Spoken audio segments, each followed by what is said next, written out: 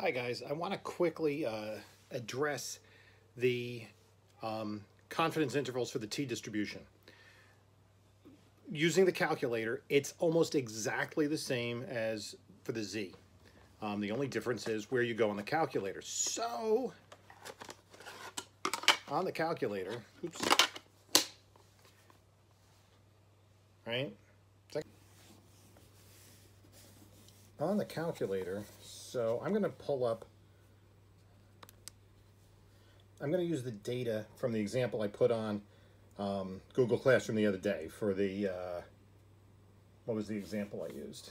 The amount of time it took to finish the homework for the professor's class. So let's try to get to finish the assumptions and do the mechanics on that. I'm going to do a confidence interval, which is really easy. So we have the data in, so we're going to use data from our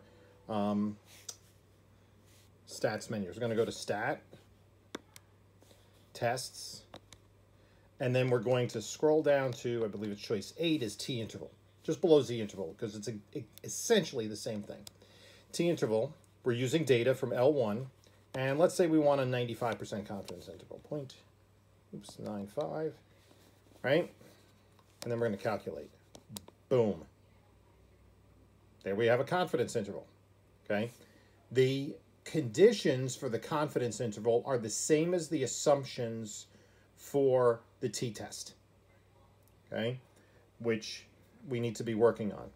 Since it's a small sample size, central limit theorem does not apply because we don't have a large enough sample size, and it's not stated that the data comes from a normal population. So we got to look at the data and see if there's evidence that there's normality there. The calculator is going to give us our x bar and our s. So we have our standard deviation. Let's just round the standard deviation off real easily to 6.5. And it gives us a confidence interval. So we would say, using a context, we are 95% confident that the true mean time spent on Tuesday's homework assignment for all the students is between 34.554 minutes and 43.846 minutes. Right? So you're going to follow the same template that we did for the conclusion for the confidence interval. Now, if you were given the statistics, so in this case we have a mean of 39.2 and a standard deviation of 6.5. So you do the same thing. Stat, tests, choice 8, Ocho. Okay, now we're going to do stats, right? 39.2, I'm going to just change this to 6.5. And it's going to be essentially the same. 6.5, n is 10. We want 95% confidence interval. Boom. We get very similar, just because we're rounding off, it's going to be pretty close. We are 95% confident that the true mean time spent on the homework assignment was between 34.55 minutes and 43.85 minutes. So we've done this before using the z-test. I have very little materials at home with me. What I'm going to ask somebody to is just post on Google Classroom. I don't even have the homework packet. So what I'm going to ask is just somebody post homeworks 11-1 and 11-2 on the Google Classroom, because I don't have, you just post pictures of it, whatever. I don't have that on my person. I left everything at school. My goal is to leave the building with everything ready for the next day.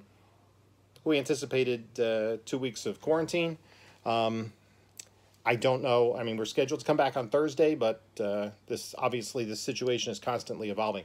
I'm going to put another question on in Google Docs and ask for input on that. And I'm going to ask you to finish up the homework assignment we had here. So if you could do all that, that would be awesome. And I'm going to post something else tomorrow. Tomorrow we'll talk a little bit about confidence intervals for the 2 sample tests. We did the 2 sample t-test in class when I last saw you, like, sometime about 3 years ago. And then we'll talk about confidence intervals, which is really pretty similar. And so hopefully everybody's staying healthy, everybody's staying sane. Hopefully your family's okay. Hope to see you soon, kinda. But hopefully, most important thing is everybody stay healthy. Later.